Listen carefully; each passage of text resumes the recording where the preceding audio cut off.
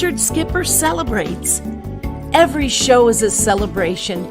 Richard Skipper celebrates the best in entertainment. Each show, Richard delivers the artists you love, showcasing what makes them unique. Never gossipy. The antidote to a sometimes hectic world. Now, here's your host, Richard Skipper.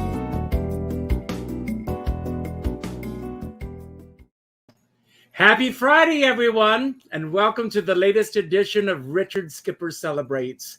We made it through a week. We made it through a week of Mercury retrograde.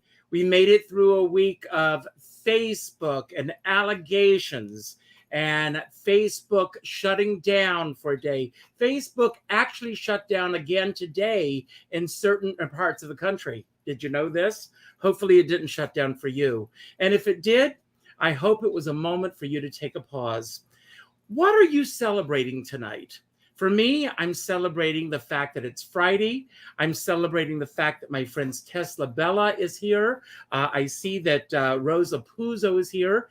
And Rosa Puzo introduced me to our guest tonight. So I'm very excited about that. For those of you who are here for the first time, welcome. My show is all about celebrating. It's about celebrating life, celebrating art, celebrating artists. I believe that there is a lot to celebrate in this world if we only take the time to do so. We need to look in every corner. We need to look under every rock. We need to find the time to celebrate wherever we can. And we just need to do so. And that brings me to our special guest tonight, Briana Cash. I want to tell you, I have been celebrating you all day. I have been listening to your music. You have your own station on Spotify, and I have been listening to you, and I want to tell you, I've already told you this, I am obsessed with Cranberry Lake. I want to know all about that. We're going to talk about that in a few moments. But before we get there, I want to ask you, what are you celebrating?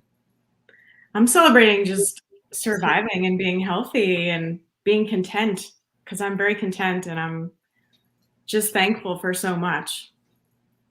So let's talk about where we are in the world right now. Let's first of all talk about the fact that we are still in the middle of a pandemic.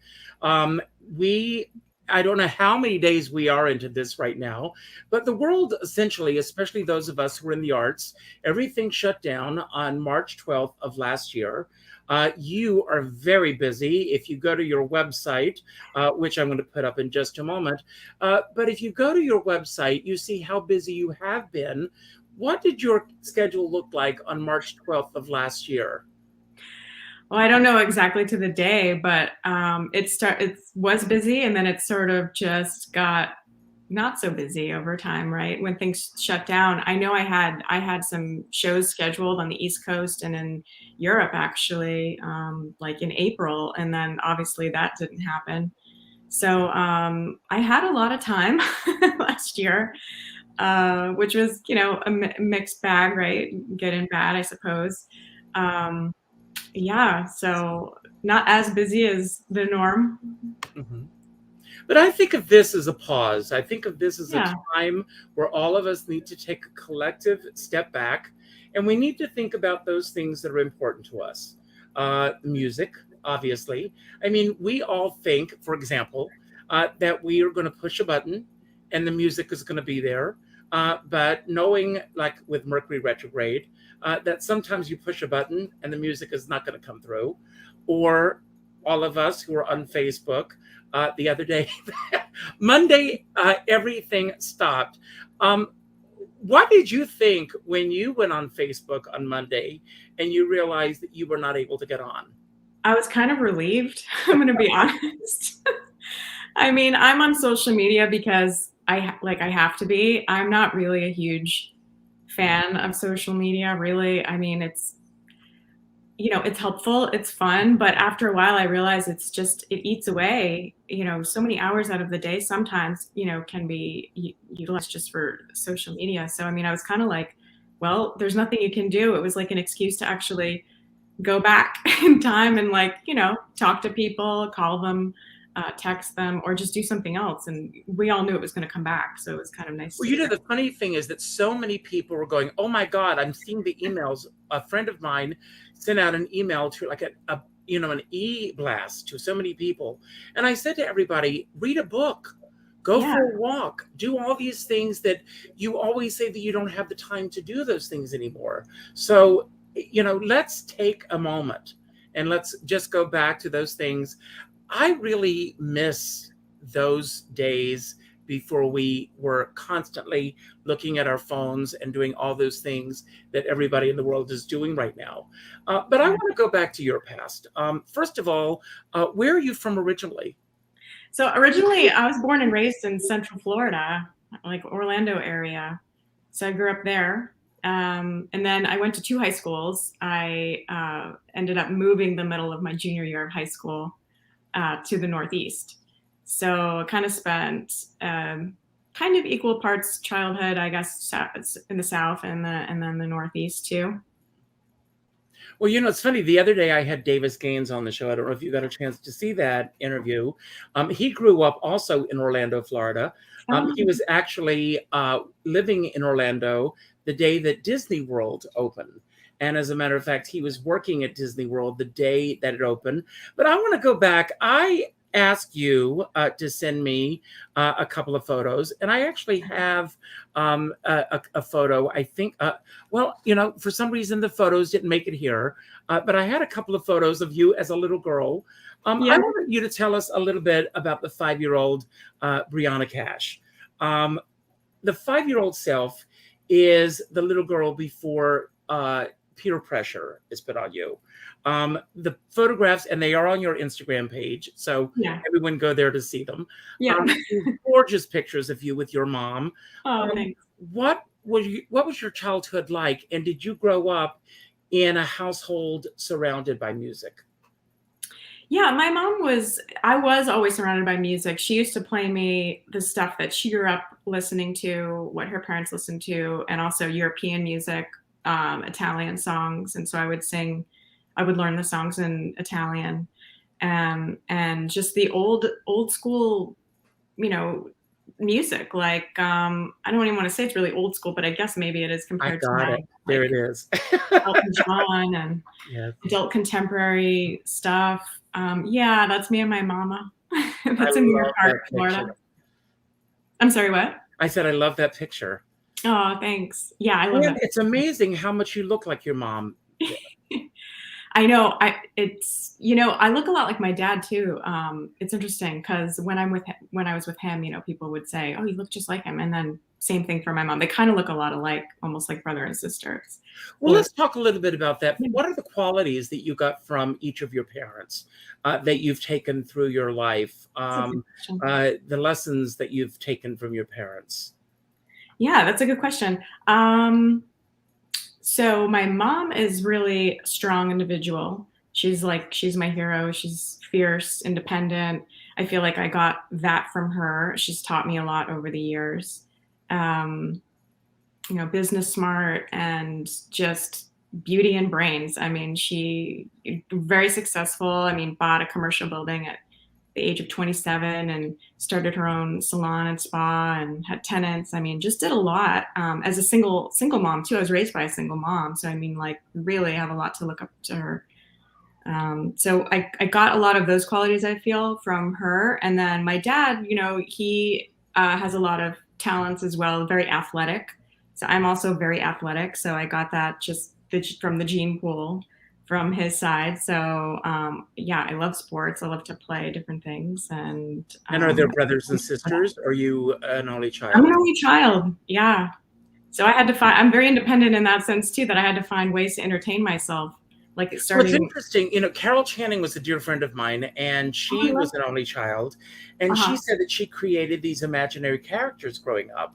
Did you have the same experience for yourself? Apparently, yeah. I would talk to myself, and I had like figurines. I didn't really play with dolls much, although I had a plethora of dolls. My mom would get me dolls, but I didn't really like them. I would play with like Ghostbuster figurines and Teenage Mutant Ninja Turtles and Army Men and stuff. I had a Raggedy Ann, and like that was cool, I guess. But other than that, Cabbage Patch. That's what it is. Cabbage Patch Kids. I had those. But I used to talk to things, and apparently I had an imaginary friend. My mom said I did. I don't really remember that. Do you still have the imaginary friend? I hope you do. Maybe. I do. I have an imaginary friend that I talk to. Does that mean like talking to yourself? Does that count? Because I do that daily. Yeah. I do too. Then that's it. And when did you first discover that you had a gift for music, and which came first? You're a prolific songwriter. You write both music and lyrics. Am I correct? Yeah. And the singing. So which came first for you? What do you mean? Like when I write a song, or when I started? Or the singing, was the singing first, or did you start writing? Oh, I see. Yeah, no, the singing was first. I started singing and performing in public. Well, I started singing before I was performing out. I just liked to sing. I was doing that age of 5, and even before that, I was singing along to stuff, right? So the singing came first, and then when I was 9, my mom made me join a choir. She's like, you should do this. And I didn't want to, and I was really nervous. I was shy, and I didn't want to do it. But she was right. I ended up liking it. I had to audition. You had to be 12 to be in it. When I was 9, I auditioned, and I got in. It was at Rollins College in Winter Park. And so that's when I started, like, really doing it, and especially, like, in public. So the singing came first, and the writing came later. Obviously being in a choir, very different from doing solo work. What are some of the lessons that you learned from being part of an ensemble that you think, obviously a lot of people come along and everybody wants to be in the spotlight. If you were shy, it was probably a blessing for you at first to be able to blend into the choir. What was it about being in a choir that you really loved at that point, at that early age in your life? Just the sounds, the harmonies, being able to be in a group with people and just create. I don't know if it was the frequencies, the vibrations, what it was, but it seemed like magic. And because I loved music so much, I just found it was like a movement, it was very like spiritual and just all good, warm fuzzies. And that, I don't know if it was one specific thing. It was sort of like the whole thing that I just loved it. And it was sort of addicting, and went on from there. And when did you start to emerge outside of the chorus? Probably junior high school. I started to sing in smaller groups, and then church, and then cantor. And so I would do some soloing there, and then it moved to performing in smaller groups and also large groups, and then at places like Walt Disney World and Universal Studios and stuff. And then sometimes there would be solos and sectionals, certain parts and competitions, and just all of it sort of unfolded. And then I got less shy because I did it more. Well, it's one thing to have this gift, which obviously you have, that you want to sing, with church functions and local events. It's a completely different ball of wax when you are going to step outside of that comfort zone and you're going to start pursuing it as a career. At what point did you decide that you are going to actually make a go of this? In high school, I knew I just wanted to do music. I didn't know exactly what and what capacity. I just knew I wanted to keep working in the arts and in music specifically. So I applied to go to Berkeley, and then I auditioned for a scholarship, and I got in, and I got a partial scholarship. So I ended up going to Berkeley. That's wonderful. Yeah. And who were your influences at that time? Musically? Yes. So many. That's the thing. I can't. I listened to, and honestly, I listened to everything. So I was classically trained. So my scholarship, I sang some opera, and I think based off my range, my vocal ability, and the pieces I chose, I think that was like what I was doing a lot. And then when I went to Berkeley, I started to learn jazz more, but I also listened to pop music. So I mean, like I was listening to everything, like from classical to jazz, blues. I'd say like for blues and stuff, I would like Susan Tedeschi, Bonnie Raitt. And then for jazz, Etta James, and oh wow. all the classics, and musical theater too. Like I loved Julie Andrews. Like she was I actually got to meet her when I was 14. I could have just died like it. I've had the pleasure of meeting her a couple of times, and she's everything you expect that she's going to be. Yeah, right. She's like practically perfect in every way. Yes, my phone just went off, and I apologize for that. Maybe she's calling you. Maybe that's Julie Andrews or Mary Poppins is going to call. I hope that he'll pick up the phone in the other room. Yes, he just picked it up. So, when you were, who were the teachers and the mentors along the way who were saying to you, yes, Briana, go for this. You need to go after this. So that would probably be in high school, right? My music teachers definitely, they said, yeah, you should do this. Because I was studying classically with my high school music teacher. And I was also, so she taught the music program, the chorus, the groups. And then I did take some private lessons with her. And she's like, yeah, you should definitely do this because you can do this. So she encouraged me. And then when I moved from Florida to here, I found another teacher, and same thing, she's like, yeah, if you want to go to music school, you should.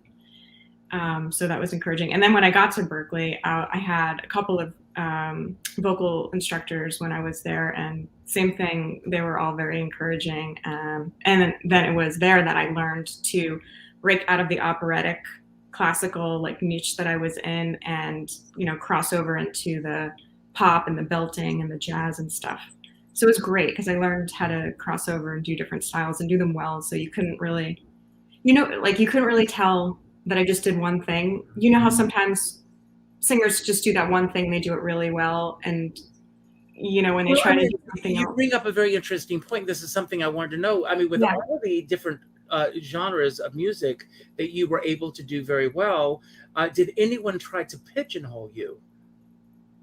I think that always happens, especially nowadays. It's like you kind of have to pick one thing. At least, you're told you have to pick one thing and stick with it. And I really dislike that. I feel like some people can do a lot of different styles. If you have a good ear and you're trained and you're just you're good at what you do, I think you should do what you're good at. If you can do like 3 or 4 things vocally, like I think you should. And I know a lot of people that can do many things really well, and I think they should do it. So. Well, it's interesting. I took a workshop this summer, and with all due respect to the women who taught the workshop, who were brilliant, and I learned so much, and it elevated me to new areas. They were really keen on honing in on one specific area that everyone should hone in on instead of all the different areas that we can all do. But the other flip side of that are the roadblocks, the detours along the way. Were there any doubts along the way from high school to Berkeley? From high school to Berkeley, not really, but from Berkeley into the real world, yeah.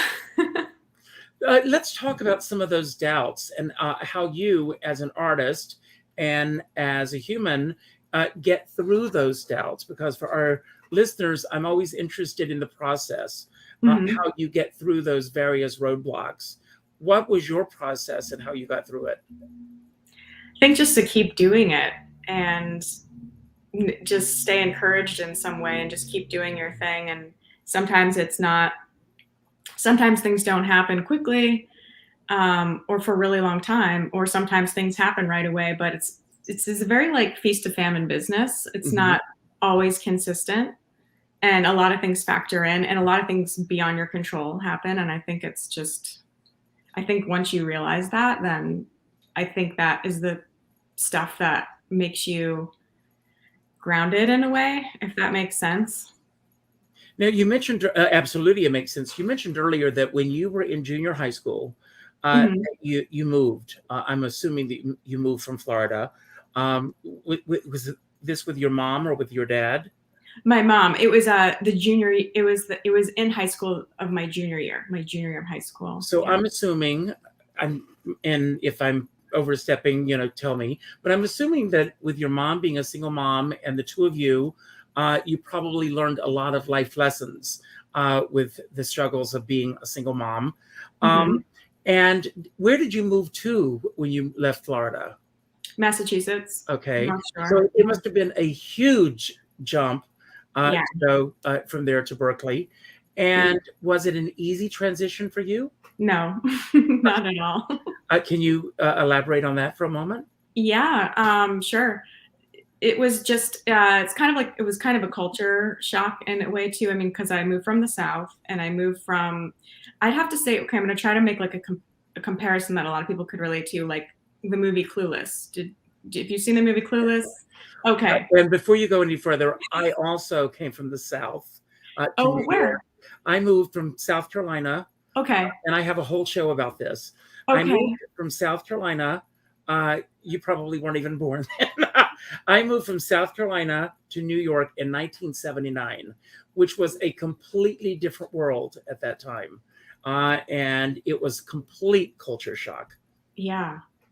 Yeah, because the South and the North are very different places. Just, Yes, that's true. I mean, it's night and day right there. There's that. And yeah, and back then it's probably, I mean, I don't know if whether it was then or now. I mean, still it's different. They're different places. And they're great places. They're just different. So yeah, it was, I would say, like, I would compare my life in Florida to like the movie Clueless to some degree, like, because I mean, I had a car, I drove around, I could go to the mall after school. It was right up the street, and the beach wasn't very far, and it was always nice out. I mean, it's Florida. I mean, the weather's like nice most of the time. And I had a lot of friends. My high school was huge. It was like several buildings, tons of classes you could pick from. It was just like kind of like a college, but it was a high school. Then I moved the middle of a blizzard up to the Northeast where it was snowing, which I barely saw snow, and I was freezing. And then the size of my high school was the size of my graduating class. And so everyone, was very cliquey, had their own friends. It was kind of difficult to make friends. We had a dog. I was thankful we had a dog we moved with. That was like my best friend. And I did make friends, but it was just so different. I also was really involved in Florida, like singing for Disney and Universal. And I was in 5 different show choirs, and we would compete and we would win, at state. We didn't have any of that here. There was just nothing like that. So I was kind of like, okay, now what? But then I also was like, okay, this is just temporary. I'm going to go to Berkeley soon, probably. So after that, it was fine. But when And you're have you kept in touch with some of your friends that you went to high school with, or is that a whole different world from where you are now? No, I still talk to people from high school, both high schools. Mm-hmm. I didn't go to either reunion. I think I only got notified for one. I think the one up here because I graduated from here, but I don't even remember when that was or what. But yeah, I do still talk to some people from both high schools. Yeah. And as when you graduated from Berkeley, what were the next steps for you after that? Were you starting to get gigs? How were you acclimating yourself in the music industry? Yeah, I was teaching and gigging while at Berkeley, not that much because it was really rigorous and I took a full load, and I just was kind of focused on just getting my degree and graduating. And then after that, I taught a lot actually, and I gigged more, and those were the things that I did, and like paying off like my loans and stuff, like working towards that. And then I didn't end up moving to LA until like way later. I stayed in the Northeast, and I just did those things basically. Was that an easy transition going to LA for you? And why LA instead of New York? Yeah, I know. Good question. Well, I've been to New York and I love New York, but I really loved Los Angeles, and maybe it's the Florida girl in me. I love the weather. I feel like it's more spread out, more spacious, more bigger apartment.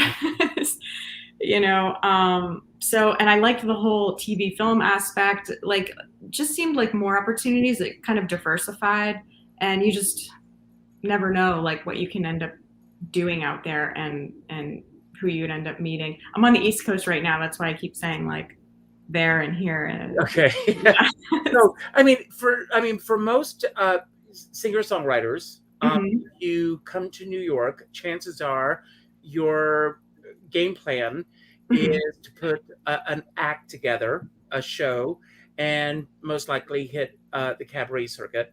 But correct me if I'm wrong, but if you go to LA, your chances are, you're trying to get your songs into film and television. Am I correct?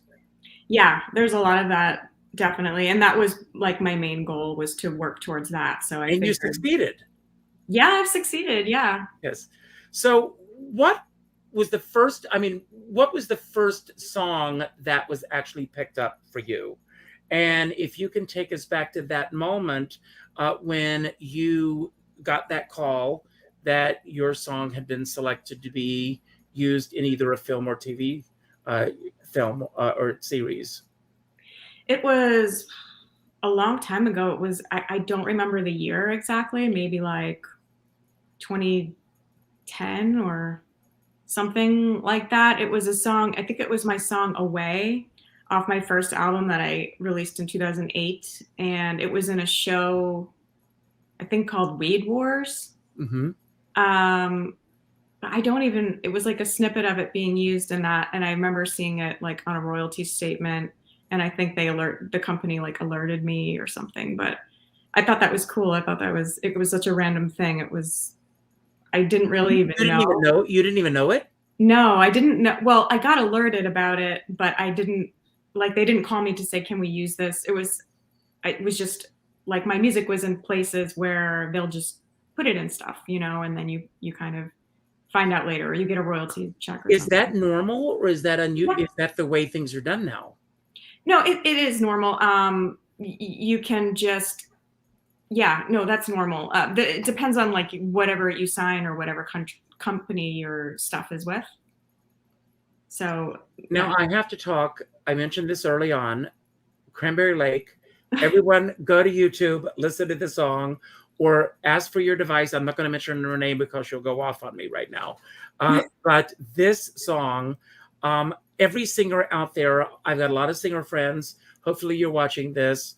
Have you had a lot of people do covers of this song? Because it's so haunting and so beautiful. And I love it. You love it. Yeah. I'm obsessed with it.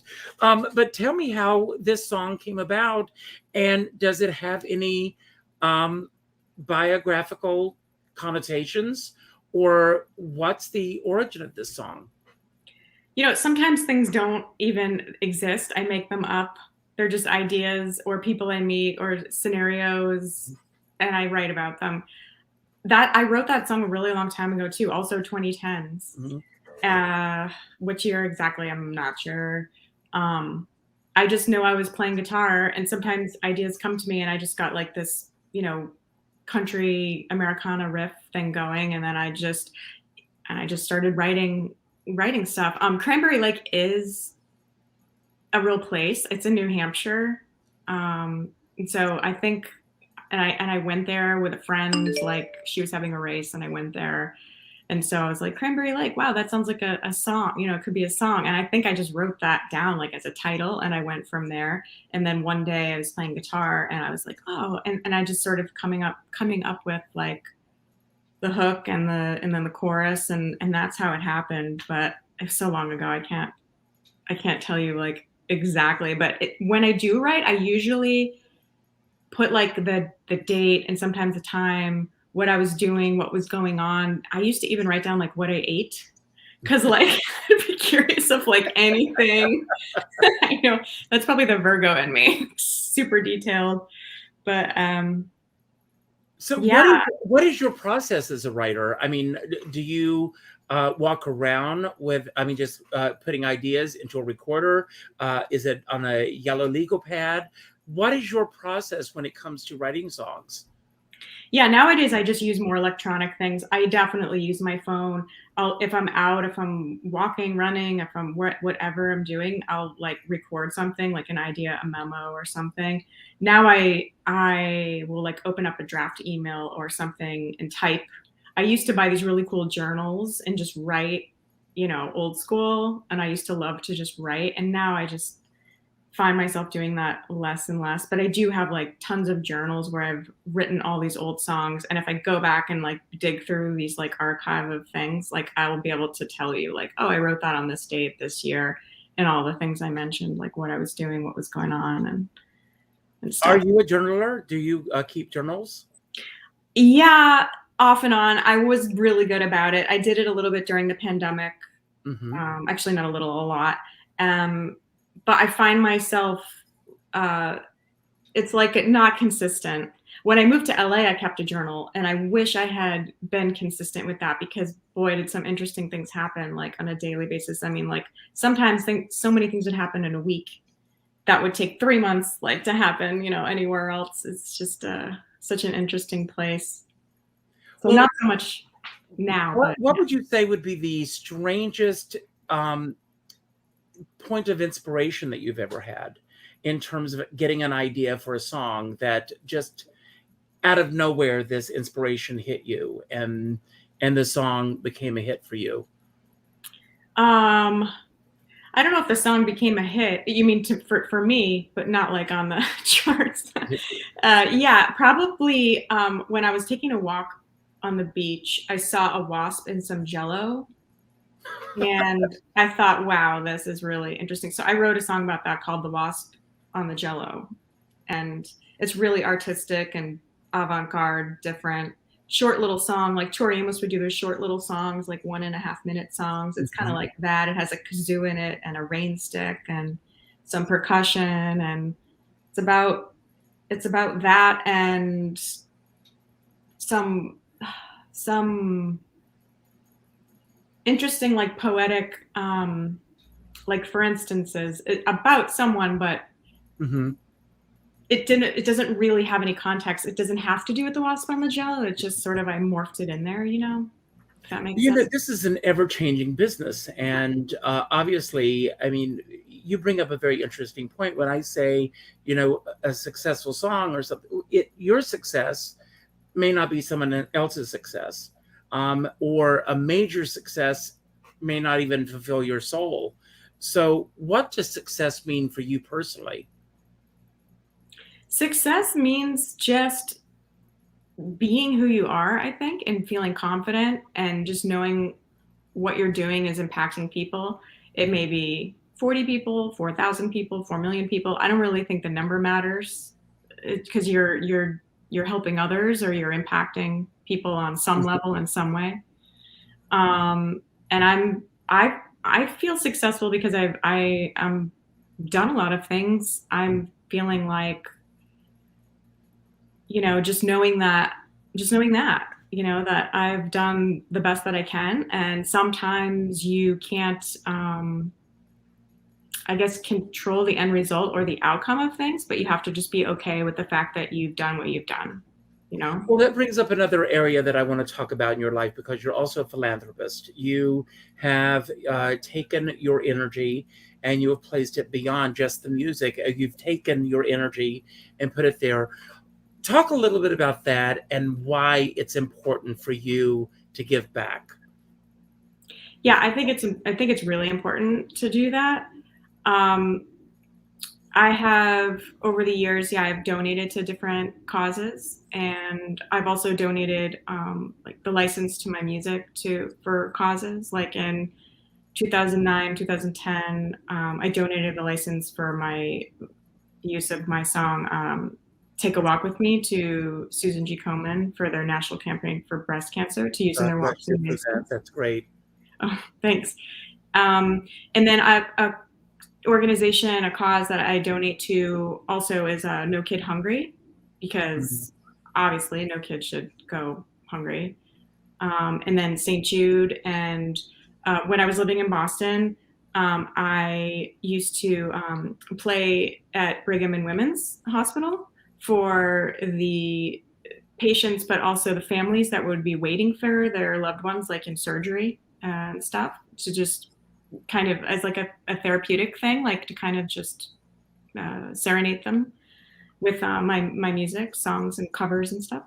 And then there was an organization, I'm blanking on the name at the moment, but it's, I donated my Christmas song. They make a compilation every year of Christmas music that they give to the kids and make like a care package, the kids with cancer that are in the hospitals during the holidays. So I'm involved with that. And just whatever I can do, basically fundraisers. Even I just recently did a political campaign. I know that's not for charity, but it was a free concert. Mm-hmm. So any good cause, that I think is good. Where does that come from for you? Where did that all begin? Thank God, thank you for doing that, first of all. But where does that come from your solar plexus? I think that it's sort of like paying it forward kind of thing. There's been so many, I think, earthly angels for me, so many things that have happened to me and even near-death experiences that I've just survived, and people that I know I have angels around me. Like I just know, and even people on the planet that are just there at the right time helping you. And I just feel like, everyone should be doing that, really. Everyone should be helping each other. If you see someone that needs a hand, you should just help them. So I just feel like I want to continue to do that. And, Well, see, you and I are on the same wavelength with this. I think that that's our purpose on this planet. Yeah. I think it's all about paying it forward. And if we're not doing that, I think we are defeating our purpose. Every single day of our lives, if we say yes instead of no, I want to ask you, and thank you for that. Yeah. Who are the people, without giving away, because I'm all about celebrating. Mm-hmm. When has there been a moment in your life where someone has said no to you, and how you got past that? Because again, I want to empower people on how to get past the obstacles in our lives. When has someone said no to me? Big no in your life and you got past it? I don't know. That's a good question. I'd say in the industry, in this carear. That's what I'm talking about, yes. Oh, okay. Yeah, there's a lot more no's than yeses. That's right. Like so many more. Rose knows that. We deal with them daily. Yeah, basically every day I'm said no to then, I guess. Mm-hmm. I'd say, yeah, submitting music, labels, auditions for stuff. And 9 times out of 10, you don't know why they say no. That's the hardest part. Well, I have a dear friend, excuse me for interrupting, Russ Woolley, and I quote him all the time. And his favorite expression, and he always tells me, rejection is God's protection. Oh, yes. Yes. So when I get that no, that's the green light bulb that goes off over my head. That's perfect. Yeah, because it's not for you, and what's meant for you will be for you. Like if you're supposed to get off that exit and you take the wrong one, you still end up at the same place. It may take you 20 minutes longer, or you found a cool scenic route and it's like, oh, this is nice. And where does that come from for you? The way have you always been spiritual, or is that part of your being? It must be. I don't know. Yeah, it must be. Yeah, you could be negative about things, I guess, and choose to focus on that, or you can just say, you know what, it's okay, because like you said, it's not for me, or it's not the right time, and I know when it's my time, it's my time. I am not like, I think a lot of people are really competitive and they feel like there's not enough air on the planet for everyone, or not enough sunshine for everyone, but there is. Oh my I God. mean, like, yes, yes, yes. right? I mean, come on now. I mean, high tide raises all boats. It's like, just stop with that. I mean, I don't get that at all. I'm not like that, so I don't understand it. So, and I'm probably never gonna, because I'm not made that way.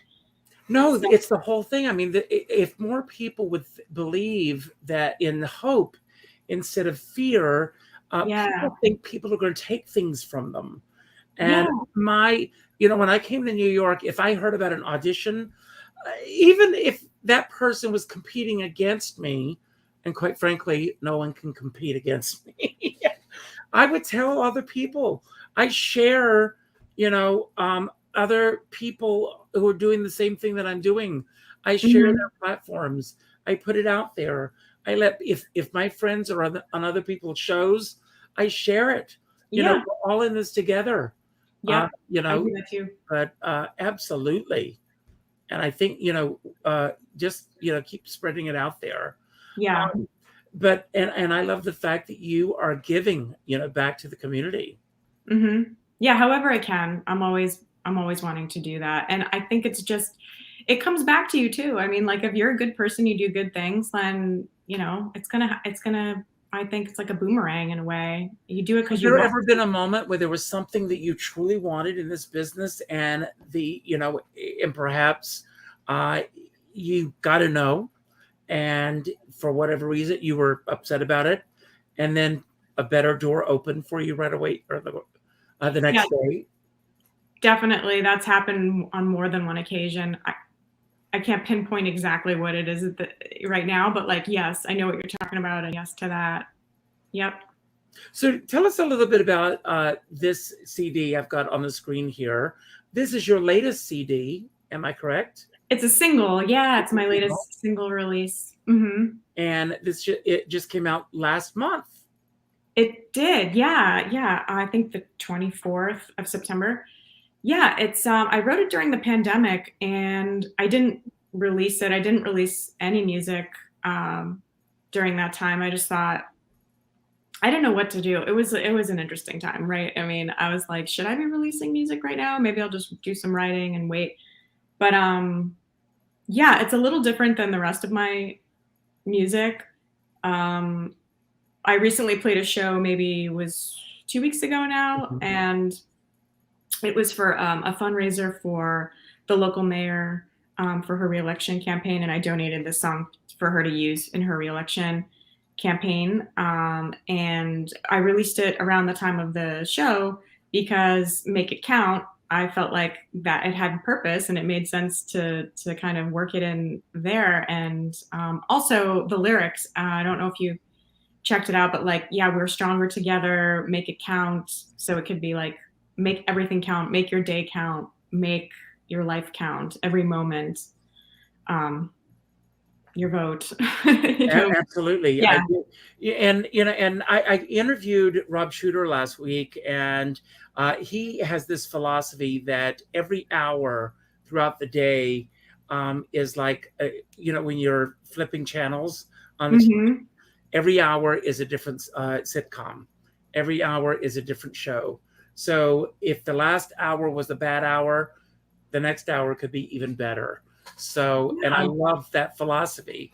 In terms of, what we can do as we go through each day. So true. I want to ask you, how are you reaching your fans these days? And how are your fans reaching you?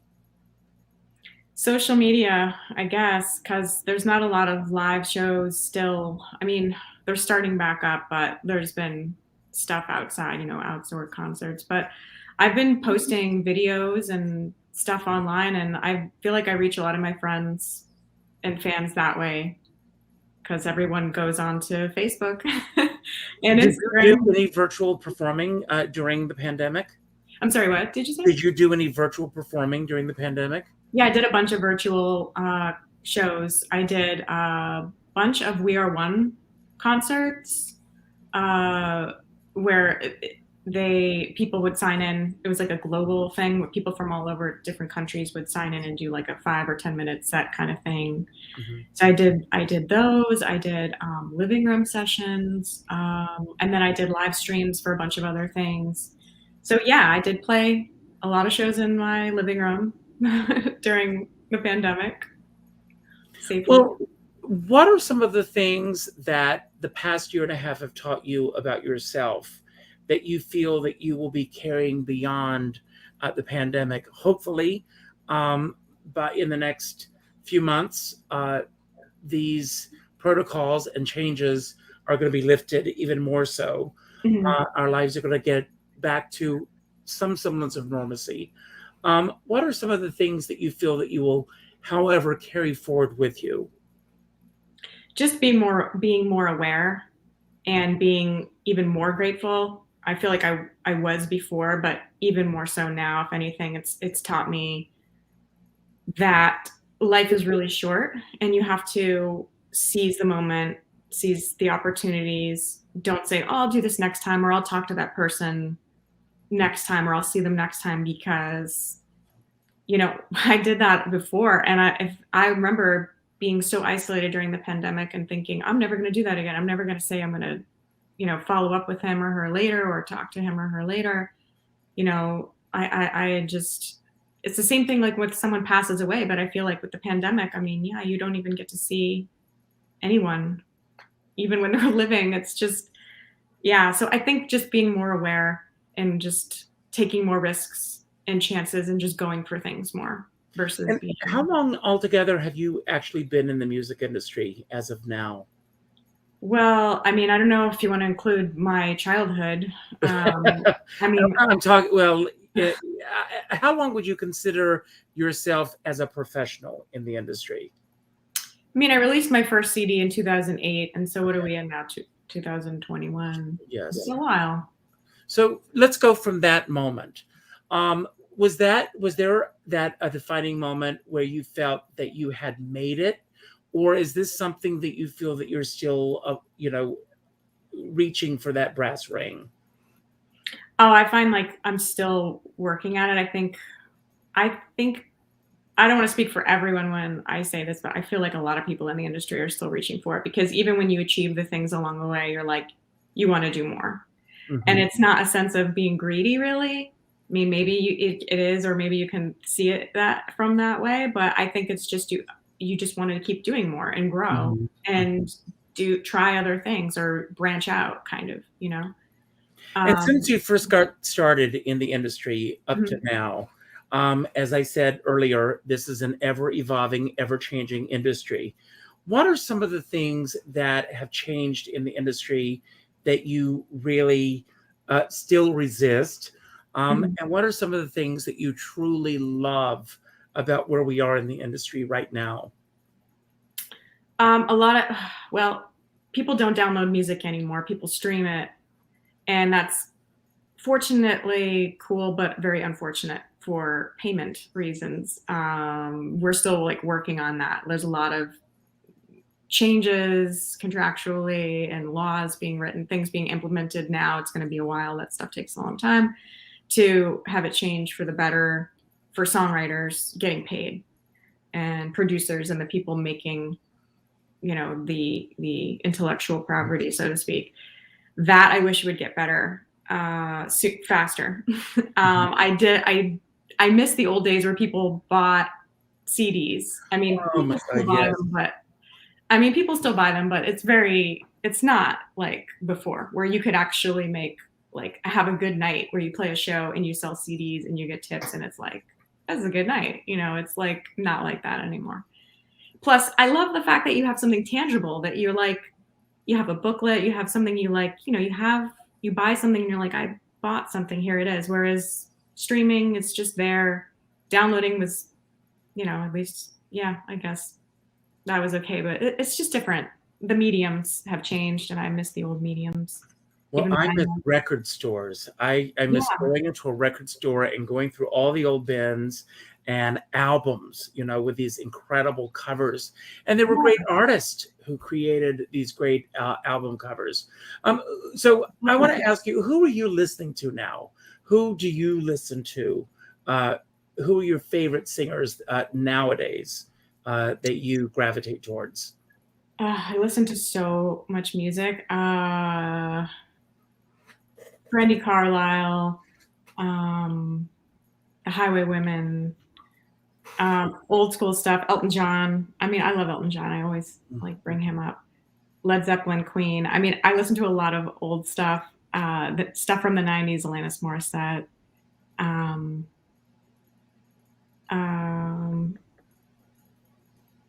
Just so many artists and bands. I go on Spotify and sometimes just discover new music that way. And even when I watch TV, I'll Shazam things and start like listening to new bands. And now there used to be a show on TV called Inside the Actor Studio with James Lipton. He's my hero, and so this is my little homage to James Lipton, who's watching down on me. So I've got some random questions I'm going to throw at you, just for fun. Okay. The first question is, what is the most spiritual experience that you've ever had?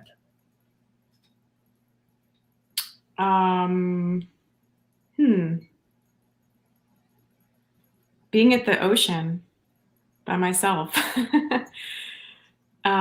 Nature, being in nature, in silence. Okay. And what is the best year of your life so far? Wow.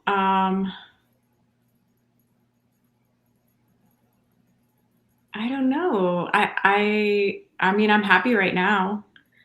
Well, that's great. I love that. That's great.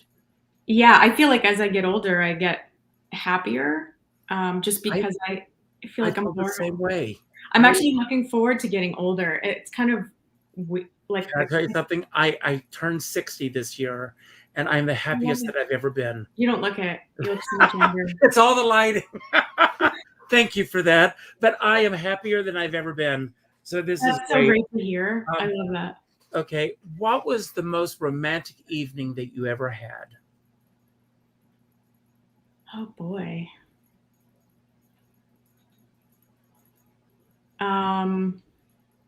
I've had a few. I like that.